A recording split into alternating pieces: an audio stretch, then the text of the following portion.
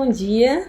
O nome da talk que eu vou dar se chama Clojure on Java Melhor que Java. Olá, meu nome é Ana Bastos. Eu sou engenheira de software no Nubank e cientista da computação. Algumas pessoas me conhecem pelo Twitter, ou pelo meu GitHub ser bonitinho, ou por grupos do Telegram. A primeira coisa que eu vou falar é um disclaimer. Linguagens são apenas ferramentas que usamos para resolver problemas.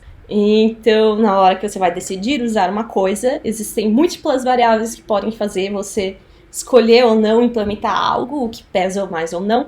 E senso crítico é muito importante na tomada de decisões técnicas. Então, acho que o ponto é só que todo conhecimento é válido e tudo isso te agrega também a pensar, a tomar decisões com um senso crítico melhor. Eu peço perdão primeiramente pelo clickbait. Esse não é uma talk para xingar Java, mas sim sobre falar um pouco mais sobre Clojure, Interop e essas coisas. Se você quer ver treta, abre o Twitter.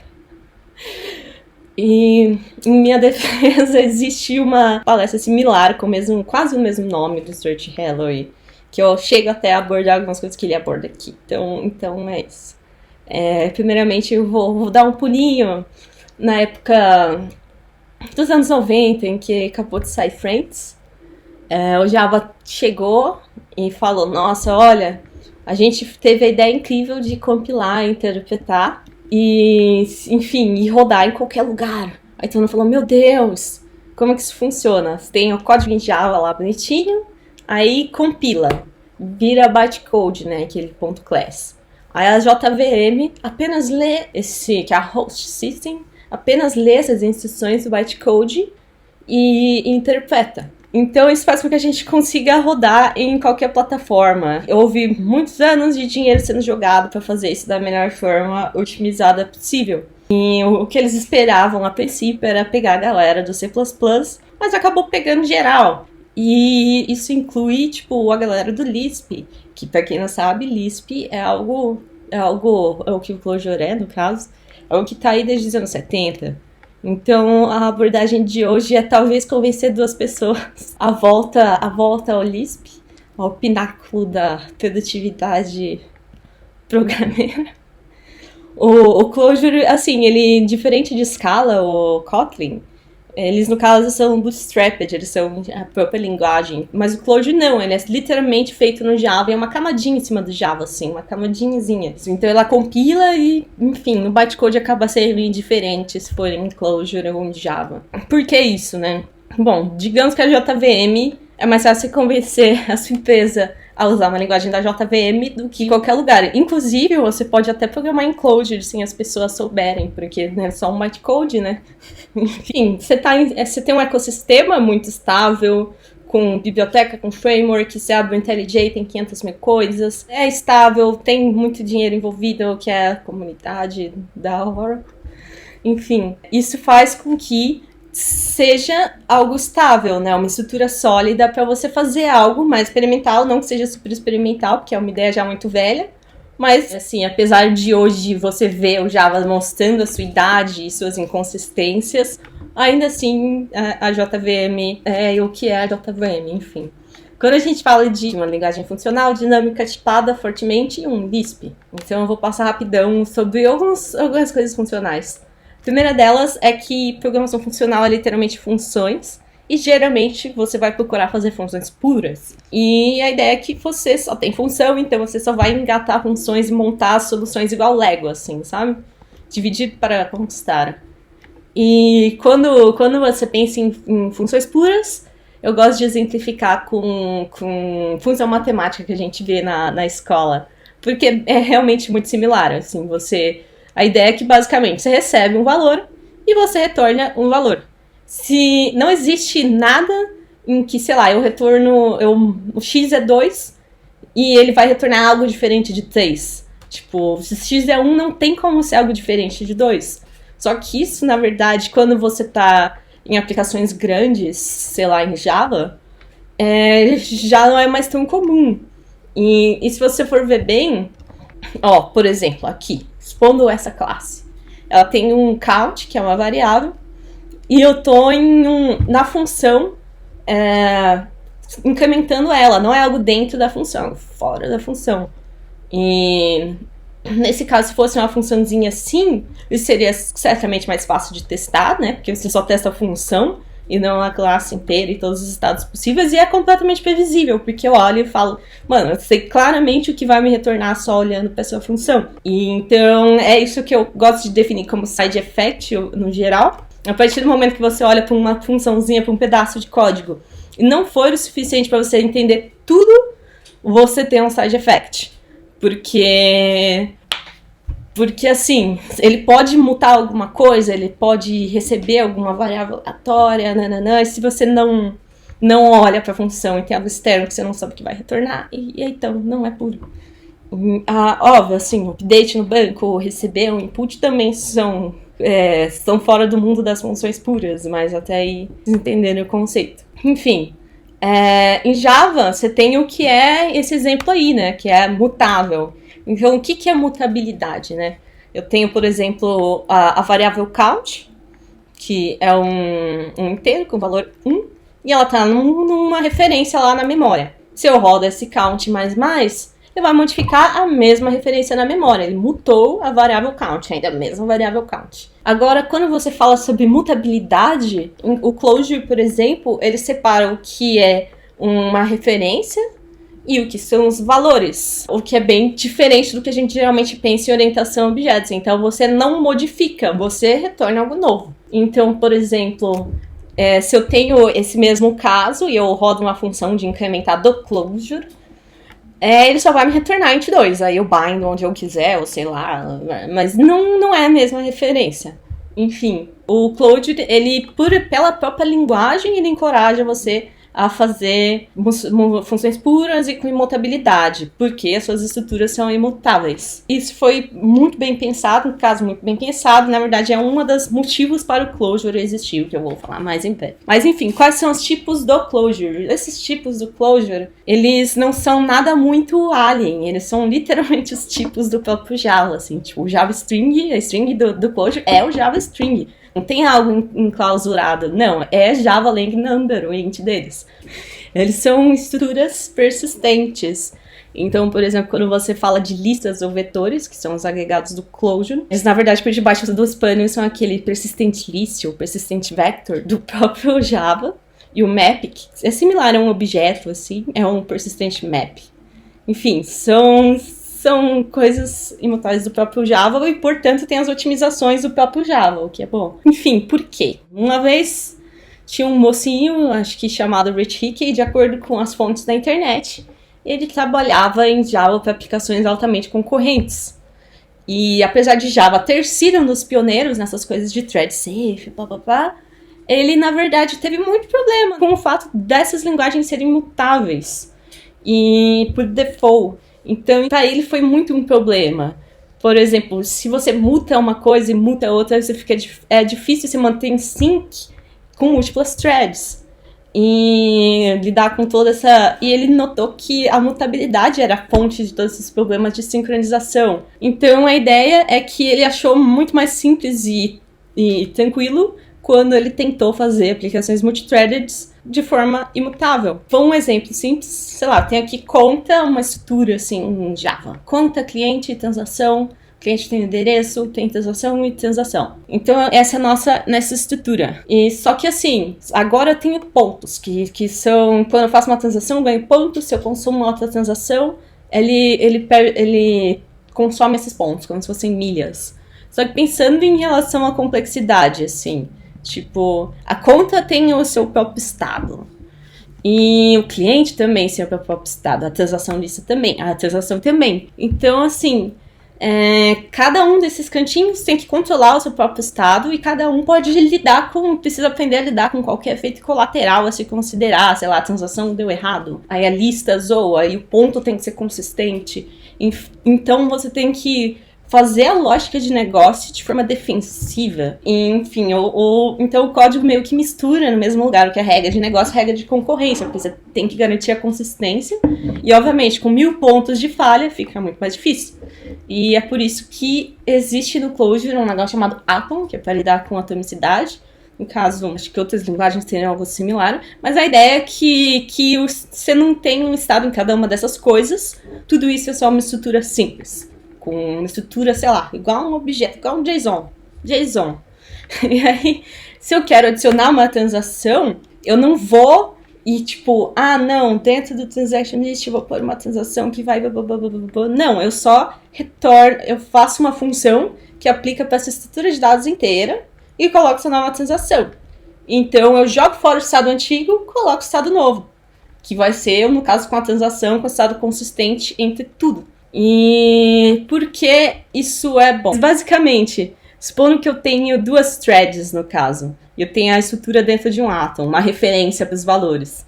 E eu tenho 2 funções sendo aplicadas nessa mesma referência. Uma delas retorna, sei lá, com a nova transação e coloca no novo estado esse novo valor.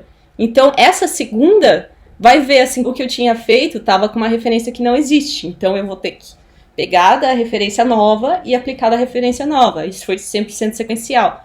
Isso geralmente é a forma como você pensa overall, assim. Você geralmente tem... Qualquer arquitetura meio que funcional geralmente vai ser tipo, aqui é o mundo safe, aqui é o mundo unsafe.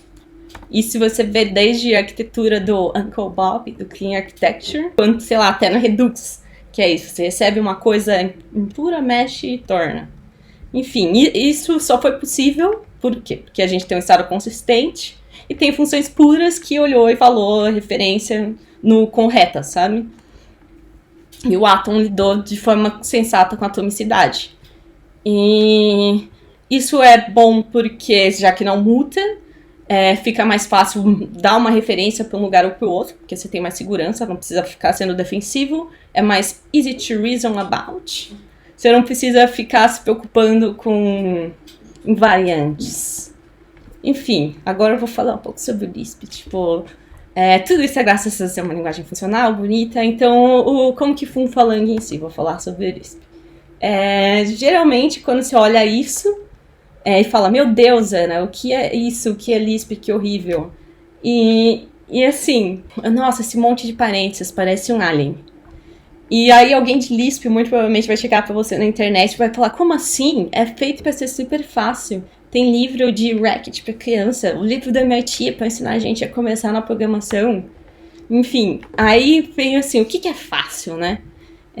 O que é fácil? Se eu for pensar assim, Python é fácil, porque é simples, é similar ao inglês, eu não preciso de tantos conceitos para fazer alguma coisa e tudo é muito claro.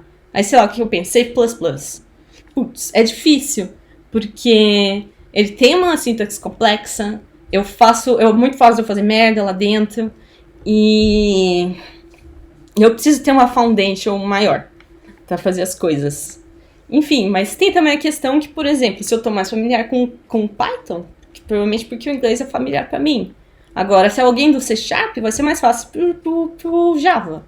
E alguém do C Sharp vai ser mais... Quando for pro JavaScript, vai falar, putz, não entendi. Mas se for pro TypeScript, talvez consiga, entendeu? Então, isso é meio que a nuance sobre o que é fácil ou o que é familiar. Então, sei lá, eu posso falar que é mais rápido ser produtivo em algo simples ou familiar para mim. Mas o que é algo simples? Sei lá, tem um xilofone que tem dó, ré, mi, fá, sol, lá, si. Isso é simples.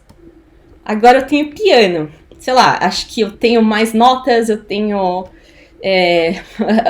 semitons, eu tenho escalas, eu tenho muitas coisas para me preocupar para tentar fazer um som bom sair do teclado. Aí quando eu falo ainda da sanfona, que ainda tem os botõezinhos, ainda tem a forma como você faz assim, aí realmente, então o que eu posso afirmar? Talvez poucas variações façam com que a interpretação fique mais simples. E a curva de aprendizagem também. Então, esse aqui é um textinho, uma frase. Se o modelo semântico da linguagem é clara e as regras são simples e precisas, a linguagem muito provavelmente vai ser mais produtível de se usar. E less is more. Então, assim, vou falar um pouco da minha experiência também com Clojure e linguagens Lisp overall. Se fosse muito fácil pegar, todo mundo estava usando. Você olha e acha meio alien. Mas o ponto ele pode ser um alien bonito, ele é um alien bonitinho. Quando você se liga assim, tem um clique que você fala, mano, é só função. Aí quando isso acontece e você chega no Nirvana do Lisp, aí você fala, caramba, isso é absolutamente fácil. E aí você não aprende mais nada, porque a partir do momento que você teve esse clique, você não tem mais o que aprender, você já aprendeu tudo. Então você já não pensa mais na linguagem, você só pensa no fato de que você tem que fazer funções. Então como que é? Você tem, sei lá, uma função ou argumento. E é isso. Então, eu tenho mais um operador, eu tenho o println, que é uma função, o require, a forma como eu vou definir um valor, tudo é dessa forma. Eu tenho a primeira coisa, que é a função, e o resto são os argumentos. Como que eu lido com fluxos? Sei lá, if também é o primeiro argumento da lista, a primeira coisa da lista, when também, a primeira coisa da lista, e é isso. Então, como que eu mantenho a mutabilidade? Eu tenho aqui uma listinha e conj no caso de conjoin. Aí eu falo, listinha, ups, tira essa interrogação, esquece ela. Listinha 4. Aí eu coloquei dentro da listinha o número 4. Só que a listinha ainda é 1, 2, 3. E é isso, assim, você pode fazer bounding de valores, então no caso isso é uma função dobrar um valor. Aí a primeira coisa é o defn, que é o definir a função. O nome da função. Essas parênteses são os argumentos, é o bound dos argumentos, x. E o resto é o corpo da função. Então eu chamo como dobrar 4, resultado 8. O let também, ele seria assim, dentro, se eu coloco x, se eu coloco y como 10 dentro do contexto do let, o y sempre vai ser 10, é como se eu definisse uma variável. Então eu posso, por exemplo, dentro de um contexto de let, fazer qual que é a operação? Eu acho que eu tô com pouco tempo. Mas enfim, e é assim que funciona, né? Você vai chamando coisas dentro de coisas, você não tem todas essas coisas de factory, strategy, decorator. Essas são só funções. E vamos ver, assim, vamos abrir. O que é tudo isso? Println é, na verdade, uma lista. E o println é um symbol, né, que é uma palavra reservada, e o code.com é uma string. Aí, plim, evaluação. Agora você tem o objeto Java de uma string. Ele avaliou, falou assim, não, beleza, eu vou resolver as coisas, e pronto. É assim que funciona. A mesma coisa a função. Você tem symbol, o nome da função, o corpo, e a lista com os argumentos. O println é um symbol, é uma string. Enfim, o Lisp tem a sintaxe das suas próprias estruturas de dados, isso que a gente chama de homocronicidade. Então, se você programa diretamente com as estruturas de dados, você fala a mesma linguagem do compilador. Então, sei lá, quando você provavelmente aprendeu Java ou qualquer coisa, JavaScript, a maior parte da linguagem tem uma sintaxe gramática específica e você sofreu para aprender ela. Então, você sofreu para descobrir que para declarar uma função era int x igual a 10. Você sofreu para entender que abre e fecha coisinha e abre coisinha é o corpo, isso aqui é o argumento. E é assim que você chama uma função, é assim que você importa, é assim que você faz uma operação. Você demorou para entender isso. E um exemplo disso é assim, supondo que eu mando uma criança assim, tem aqui essa cestinha de números. Agora eu quero que você filtre os pares. Tire os pares. Aí se eu for fazer esse enclosure, o que eu tenho? Abre e fecha parênteses, faz uma função. Filtra as coisas de uma lista. O even é a condicional, que fala é par ou não. Aí, no filtro, eu passo a condição, que é se é par ou não, e a lista. Aí ele filtra a lista. Acabou. Isso é expressivo, vamos lá. Agora, quando eu vou falar num for, como que você explica para uma criança assim? Não, então, porque a primeira coisa que eu tenho que fazer num for é declarar uma variável inteira que vai guardar o valor 0, que é o valor que vai ser iterado. Aí você checa a lista e pega o tamanho nela e às vezes que você tem que iterar o número de vezes do tamanho dessa lista. Enfim, aí você pega pelo index e pronto. Enfim, isso é uma abstração que você sofreu para você sofreu para entender. Então, só que você tem essa consistência, né? Só vai ter a mesma sintaxe desde eu falei anos 70, desde os anos 60, 1958. Todos os Lisps têm uma sintaxe similar.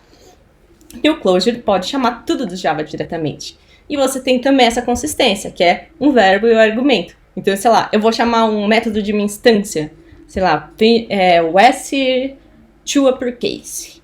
Na verdade, o que eu faço é pôr um pontinho, o método e o que eu vou aplicar, né? No caso, eu tirei a ordem das coisas, né? Eu coloquei primeiro a ação e depois o que eu tenho que fazer.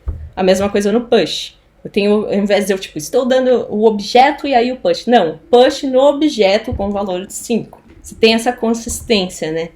Similarmente, no caso, quero fazer um getName. Similarmente, ponto, getName.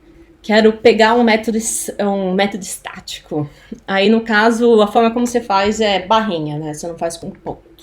Se eu quero acessar os campos de uma instância de uma classe, também, ponto de tal instância com tais valores. Aí você fala, pô, e os parênteses, Ana?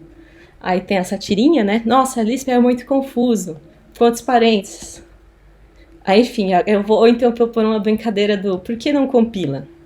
Aqui você bate o olho, você não descobre que é porque tá faltando um ponto e vírgula. Aqui você bate o olho, você não nota que é porque esqueceu do return. Aqui, na verdade, tá faltando uma vírgula nos argumentos.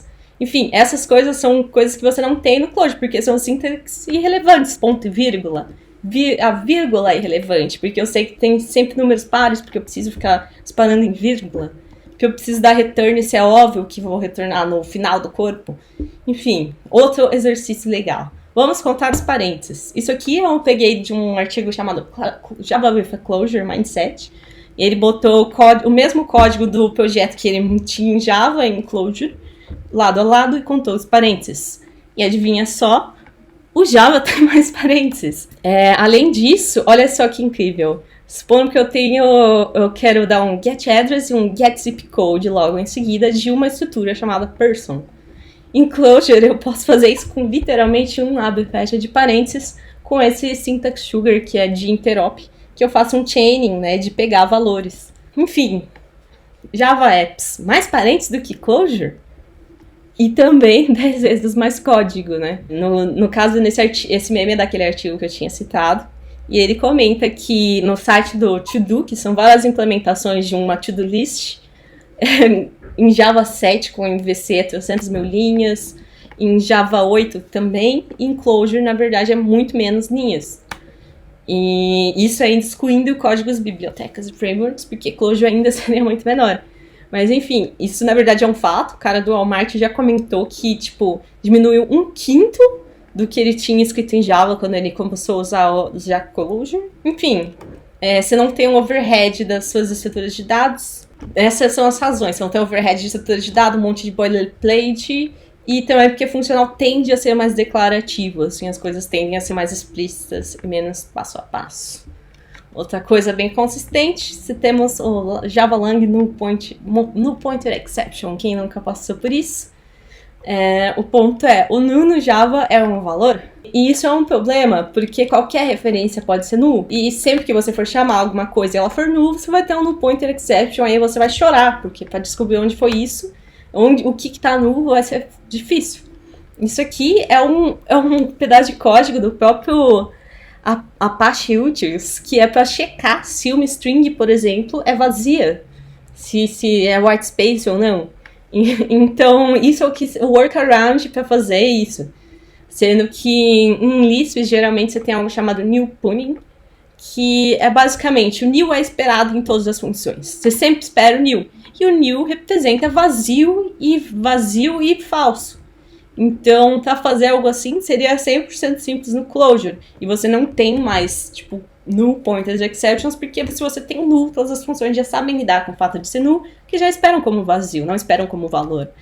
E isso, algumas coisas também. Outro ponto é o fato de ser dinâmico, estático.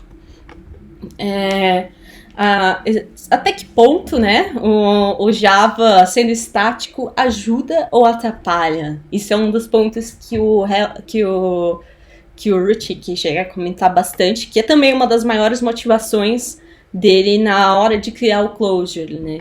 Então, por exemplo, aqui eu tenho um new array de customers, e eu tenho que falar 2 vezes, sei lá, o que um new array poderia retornar se não uma lista?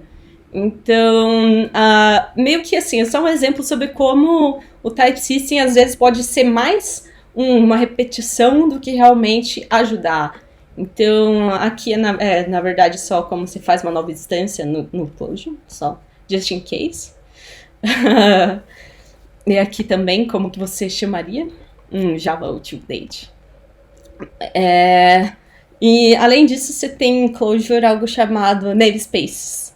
Então, é muito comum em Java, você quer fazer um novo pedaço de código, aí você, sei lá, quer fazer uma função auxiliar ou qualquer coisa para lidar com qualquer coisa. Você é obrigado a fazer uma nova classe.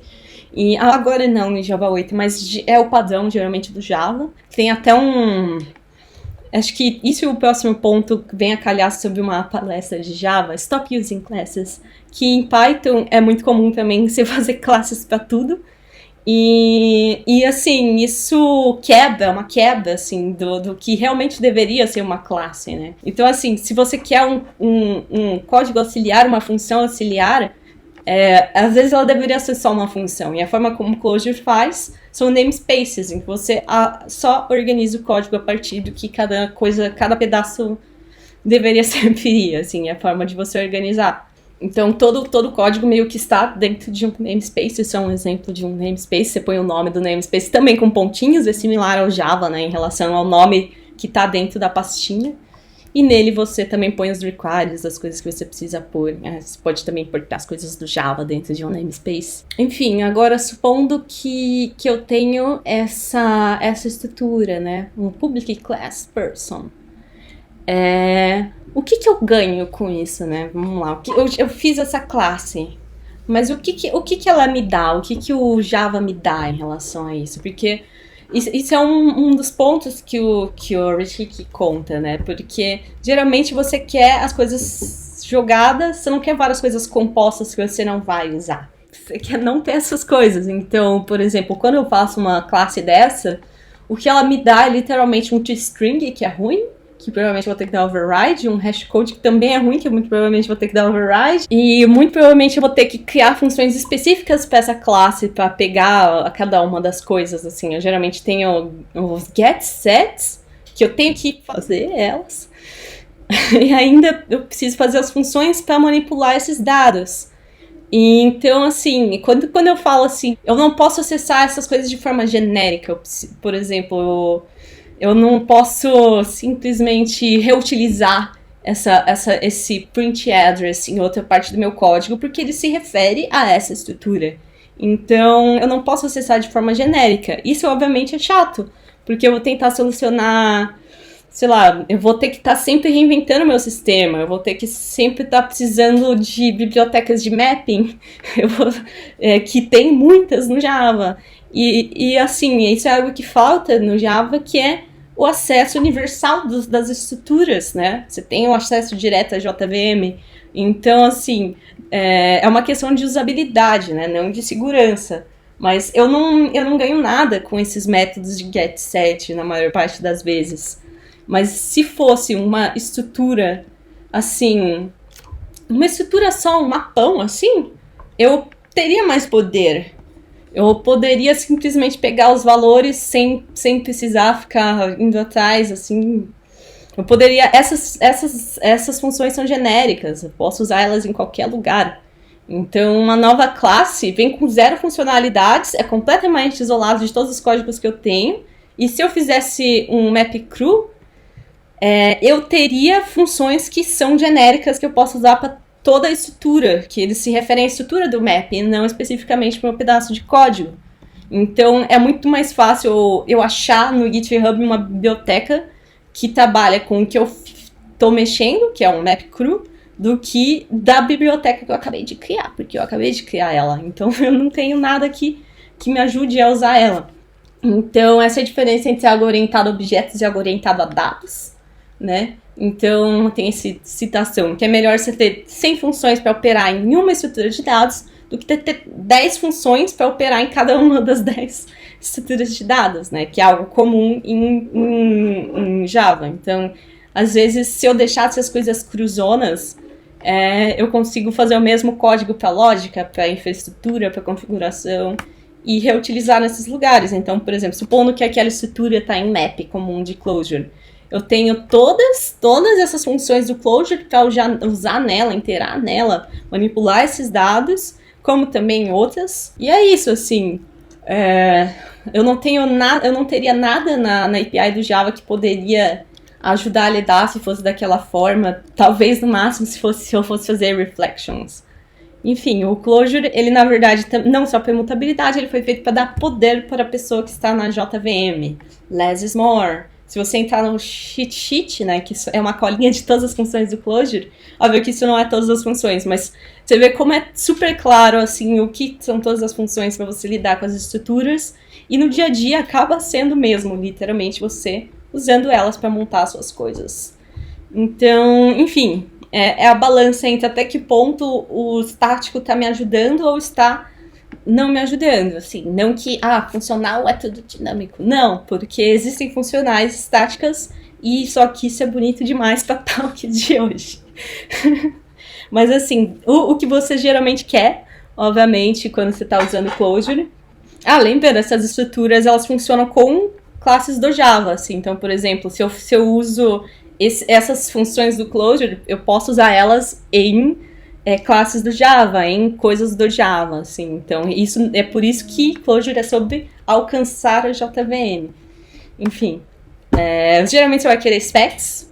Specs são esquemas, assim, são na verdade, é uma biblioteca. Spec ou esquema são bibliotecas para você especificar as datas e ter correctness, né? Isso aqui é mais ou menos o que o Clojure Spec meio que eu copiei do GitHub deles. A ideia deles é que ele te ajude a fazer uma documentação real time, faça uma validação de dados. Então, o que você recebe de uma função, retorna de uma função, o que você recebe do banco, você faz uma validação desses dados, na hora que você teria numa linguagem estática. E além disso, você tem algo super maneiro, que é testes generativos, em que ao invés de você ficar mocando, geralmente quando você vai fazer teste, você fica mocando coisas. Isso é super difícil de manter, porque uma hora você mexe e zoa tudo. No caso, no Clojure, nesses specs, você tem testes generativos, o que é maneiro, ele gera esses mocks. Enfim, outros benefícios. Você tem o REPL, que o REPL é como se fosse um debugger real-time, assim. Geralmente, seu workflow em Java vai ser tipo, roda, aí eu mexe, compila de novo, mexe, compila de novo. O REPL você põe para rodar e, ao mesmo tempo, você vai testando as funções, debugando, vendo como que as coisas funcionam, mexe numa função no próprio terminal. E assim, ao invés de compilar e demorar uma cota, na verdade, ele rapidamente já meio que vai mexendo no bytecode de real time. Isso é muito maneiro. Eu recomendo ter uma talk de desenvolvimento interativo, eu vou falar depois. Mas enfim, essas são as ferramentas que eu uso para desenvolvimento interativo. Java Clojure é, na verdade, um grande Java com esteroides muito fofos. Em relação à performance, recomendo esse paper ou esse livro, que é sobre como otimizar o Clojure. Além disso, existe o Clojure que roda na JVM, existe o Clojure Script que roda no JavaScript, eles são praticamente similares, e o Clojure Script tem uma integração incrível com o React, chamada Reagent, o que eu recomendo dar uma olhada. A comunidade do Clojure é bem pequena, mas muito maneira. Enfim, eu acho que o que não mata nos torna mais forte, assim como a Kelly Clarkson fala. Enfim, eu espero que se vocês acharem maneiro, te instigou, você mexe ou não, se faz bem ou não. Enfim, eu tenho um videozinho, acho que no Funcional Salvador, que é uma live de acho que 1h30, que eu faço um live coding de Clojure. Se você quiser saber um pouco mais, aqui tem algumas fontes, desde Clojure Design Patterns, palestras que eu cheguei a comentar, ou lugares para você. Só me pedir o slide depois, lugares para você aprender. Entre no Lambda Studio Group, tem o grupo do Telegram. Nós temos um meetup legal, nós temos vídeos, muitos deles sobre Lisp no YouTube, e nós temos repositórios para praticar a programação funcional. Obrigada, gente. Espero que vocês tenham gostado da palestra.